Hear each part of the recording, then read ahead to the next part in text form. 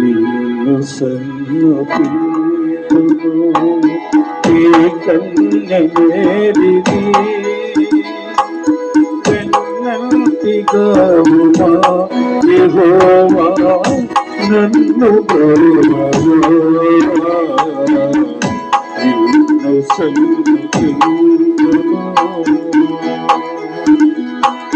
మరి నీకే అంకితం ప్రభు మదిలో వసింతుమా మరి నీకే అంకితం ప్రభు హృదయలో వసింతుమా సదయకును నన్ను గావగా నీ సాటి నీవేగా సన్నుతింతును ఏ కన్యమేరిని వెన్నంటిగావుమా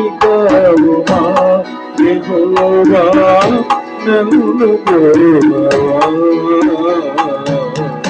నిన్ను సన్నుతింతును.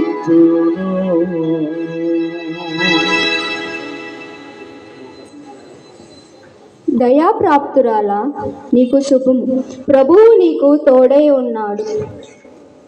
దివ్యకాంతలలో మెరిసిపోతున్న ఈయన దేవదూతగానే కనిపించుచున్నాడు.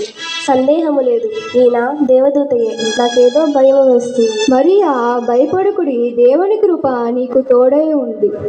అయ్యా, ఆ దేవదేవుని కృపను నేను పొంది ఉన్నానా? ఏమి నా భాగ్యము! ధన్యురాలినా. మరియా నీవు స్త్రీలందరిలో గొప్పదానివి, ధన్యురాలివి. అందుకే ప్రభు తన కుమారునికి తల్లిగా లోకమాతగా నిన్ను ఏర్పాటు చేసుకొని ఉన్నాడు. తల్లి ఏమిటో కుమారుడేమిటో నాకేమీ అర్థం కావడం లేదు. అవును మరియా, దేవుని కార్యములు అగణ్య గోచరములు నీకు శుభము. నువ్వు గర్భము ధరించి ఒక కుమారుని కని ఆయనకు యేసు ఆయన పేరు పెడదు. ఆయన వారి ప్రజలను వారి పాపము నుండి రక్షించును గనుక ఆయన దావీదు సింహాసనము ఆయనకు ఇచ్చును. ఈ శుభవార్త తెలుపుటకు ఆ దేవదేవుడు నన్ను పంపి ఉన్నాడు. అయ్యా, శుభమని చెప్పి అశుభపు మాటలు పలుకుచున్నారు. నేను కన్యను, పురుషుని ఎరగని దానిని. ఇది ఎలాగూ జరుగును? పరిశుద్ధ ఆత్మ నీ మీదికి దిగువచ్చును, సర్వోన్నతిని దేవుని శక్తి నిన్ను కమ్ముకొనును.